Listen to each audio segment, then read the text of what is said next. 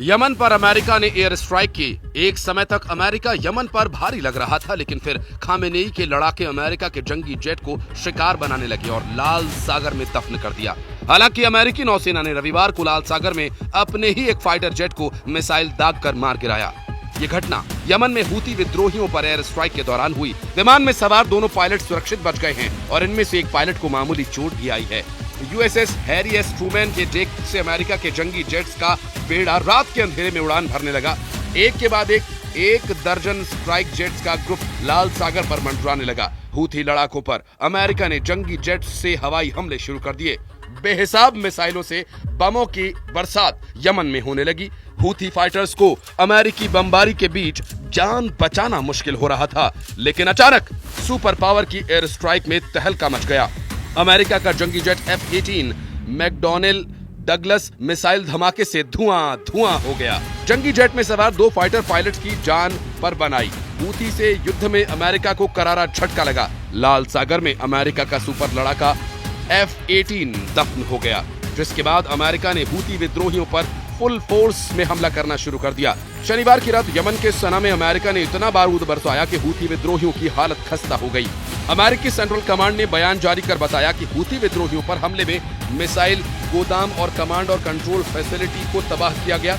US force ने लाल सागर के ऊपर हूथी के ड्रोन और एंटी शिप क्रूज मिसाइल्स को भी मार गिराया है। हूथी विद्रोहियों ने सना के अतान जिले में अमेरिकी हमले की जानकारी साझा की है। अमेरिकी 15 दिसंबर से हूथी पर हमले लगातार कर रहे हैं। अमेरिका ने शनिवार को इजराइल पर मिसाइल हमले के बाद हमले तेज कर दिए। हूथी फाइटर्स ने मिसाइल अटैक कर तेल अवीव में 16 लोगों को निशाना बनाया। बीते 2 दिनों में ये हूथी विद्रोहियों का दूसरा बड़ा हमला है। हूथी लड़ाके फलस्तीन 2 हाइपरसोनिक बैलिस्टिक मिसाइल से इजराइल को दहला रहे हैं।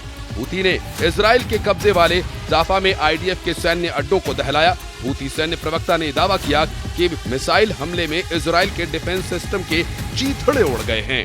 हूथी मिसाइल फोर्स ने फलस्तीन 2 मिसाइल से जाफा में दुश्मन के ठिकाने को तबाह कर दिया। अचूक मिसाइली हमले में इजराइल का डिफेंस सिस्टम पूरी तरह से तबाह हो गया। अमेरिकी सेंट्रल कमांड ने इजराइल पर हमले के बाद फौरन एक्शन शुरू कर दिया। इजराइल ने ये भी अमेरिका के सपोर्ट से ही किया। हूथी विद्रोहियों पर तूफानी हमले शुरू कर दिए। हूथी विद्रोहियों पर जायंट हमले के बाद यमन में हूथी विद्रोहियों के समर्थन में हथियारों के साथ प्रदर्शन हुआ। हजारों की भीड़ ने हथियार लहराकर अमेरिका और इजराइल की बर्बादी का ऐलान किया। उधर प्राइम मिनिस्टर नेतन्याहू ने जानकारी दी कि हूथी का सफाया करने के लिए इजराइल यमन के अंदर घुसकर मार रहा है। उधर इजराइल के प्रधानमंत्री बेंजामिन नेतन्याहू ने कहा कि इजराइल एयरफोर्स ने होदेदा बंदरगाह और यमन में घुसकर हूथियों के सैन्य ठिकानों पर हमला किया। हूथी लड़ाके बार बार इजराइल के नागरिकों को निशाना बना रहे हैं, जिसका मुंहतोड़ जवाब दिया गया। बता दें कि इजराइल लाल सागर से हूथी विद्रोहियों के खतरे को खत्म करने के मिशन को पूरी दुनिया के लिए फायदेमंद साबित करने की मुहिम शुरू कर चुका है। पीएम नेतन्याहू ने अमेरिका के हवाई हमले की जरूरत को ईरान से भी जोड़ा। नेतन्याहू ने ऐलान किया कि हमास, हिजबुल्लाह और असद की बर्बादी के बाद अब हूथी का खात्मा कर इजराइल पूरे क्षेत्र में ईरान का वर्चस्व मिटा देगा। हूथी लड़ाके सिर्फ इजराइल पर हमला नहीं कर रहे, ये लड़ाके पूरी दुनिया पर हमला कर रहे हैं। हूथी अंतर्राष्ट्रीय व्यापार मार्ग पर हमला करते हैं, इसलिए इजराइल जब भी हूथी पर हमला करता है, ये पूरी दुनिया के हित में होता है। अमेरिका और कई देश इस बात को समझते हैं। हालांकि हूथी विद्रोहियों से युद्ध इतना आसान नहीं है। अमेरिका जैसी महाशक्ति को हूथी विद्रोहियों ने चकमा दे दिया है। हूथी पर हवाई हमले में अमेरिका ने अपने ही जंगी जेट F-18 को मार गिराया।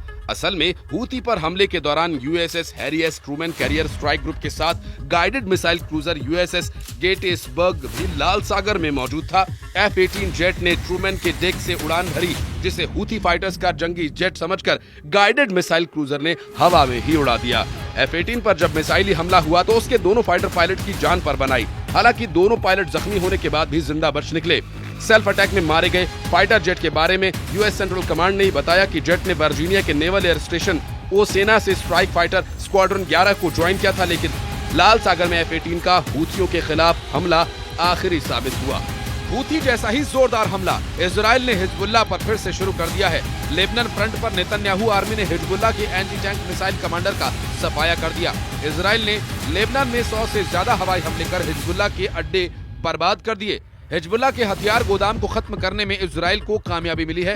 शनिवार को की गई स्ट्राइक में फाइटर ग्रुप के रॉकेट लॉन्चर कमांड सेंटर को तबाह कर डाला गया। हिजबुल्लाह पर इजराइल सीरिया में भी भीषण बमबारी जारी रखे हुए है। सीरिया के सरकारी समाचार एजेंसी SANA की रिपोर्ट के मुताबिक इजराइल के हमले के बाद हिजबुल्लाह का ईरान से जमीनी कनेक्शन पूरी तरह से कट चुका है। इजराइल के रक्षा मंत्री कार्ड्स ने हिजबुल्लाह फाइटर्स को नई धमकी दी है। कार्ड्स ने हिजबुल्लाह फाइटर्स को लिटानी नदी से आगे नहीं हटने पर कुचल डालने की चेतावनी दी है। कार्ड्स ने अपने बयान में हिजबुल्लाह फाइटर्स को जहरीला नाग बताते हुए कहा कि नाग के दांत उखाड़ दिए गए हैं। युद्ध विराम समझौते का उल्लंघन हुआ तो सिर कुचल दिया जाएगा। वहीं इजराइल के रक्षा मंत्री इजराइल कार्ड्स ने कहा कि हम हूथी फाइटर्स पर पूरी ताकत से हमला करेंगे। इजराइल के दुश्मन की गोलाबारी और धमकियां जब तक आती रहेंगी, हमले जारी रहेंगे। एक तरफ जहां ईरान समर्थक सभी लड़ाका गुट पिट रहे हैं, वहीं दूसरी तरफ ईरान अमेरिका और इजराइल को सबक सिखाने के लिए सबसे विनाशकारी हथियार को युद्ध में उतारने का सिग्नल दे रहा है। यमन में अमेरिका के हवाई हमले के बाद ईरान के न्यूक्लियर प्रोग्राम से जुड़ा बड़ा अपडेट सामने आया। ईरान के चीन से साझेदारी कर एटमी प्रोग्राम को तूफानी रफ्तार देने का शक पश्चिमी देशों ने जताया। ब्रिटेन, फ्रांस और जर्मनी ने ईरान पर बेहद उच्च स्तर तक समृद्ध यूरेनियम का भंडार बढ़ाने का आरोप लगाया। तीनों देशों ने एक बयान में ईरान के यूरेनियम भंडार इजाफे को दुनिया के खतरा बताया। इससे पहले अमेरिका के नेशनल इंटेलिजेंस डायरेक्टर के कार्यालय ने खामेनेई के एटम बमों पर लेटेस्ट रिपोर्ट रिलीज की है, जिसके मुताबिक तेहरान के न्यूक्लियर कारखाने 24 घंटे एक्टिव हैं। परमाणु बमों की टेस्टिंग जल्द मुमकिन है और ये टेस्ट सीरिया में भी हो सकता है। द वॉल स्ट्रीट जर्नल में शुक्रवार को सामने आए DNI दस्तावेज में कहा गया कि ईरान के पास 1 दर्जन से ज्यादा परमाणु हथियार बनाने की हैसियत है। DNI ने ईरान के परमाणु प्रोग्राम रिपोर्ट में मई से सितंबर तक का पूरा ब्यौरा छापा है, जिसमें बताया गया कि ईरान के पास कई भूमिगत सुविधाओं पर हथियार ग्रेड यूरेनियम उत्पादन का बुनियादी ढांचा है। ये इंफ्रास्ट्रक्चर ईरान के परमाणु हथियार बना लेने की गारंटी दे रहे हैं। अमेरिका ने यह भी दावा किया कि ईरान ने 20% और 60% समृद्ध यूरेनियम भंडार में जबरदस्त इजाफा किया। यही नहीं, ईरान के एटमी हथियारों के लिए इस्तेमाल होने वाली बैलिस्टिक मिसाइल्स का प्रोडक्शन बढ़ा दिया गया है। ईरान के एटमी हथियारों का अपडेट हूथी पर अमेरिकी हमले के बाद ज्यादा टेंशन देने वाला है। ईरान बार बार अमेरिका को एटमी हथियारों से दहलाने की धमकी देता रहा है। ईरान ने इजराइल से युद्ध में अपने सभी लड़ाकों को आजमा कर देख भी लिया, जिसमें सिर्फ हूथी फाइटर्स ही अब ऐसे हैं जिनके दम से ईरान युद्ध में टिका हुआ है। जिस तरह से ईरान की मिसाइल, रॉकेट और हथियारों को हूथी लड़ाके धड़ल्ले से इस्तेमाल कर रहे हैं, उससे डर ये है कि ईरान के एटमी हथियार बनाए गए तो फाइटर ग्रुप के हाथ जा सकते हैं। कट्टर लड़ाकों के हाथ में नरसंहार के हथियार लगे तो इजराइल का बचना मुश्किल हो जाएगा और तब सिर्फ अमेरिका ही इजराइल को बचा पाएगा, वो भी एटमी धमाके करने के बाद।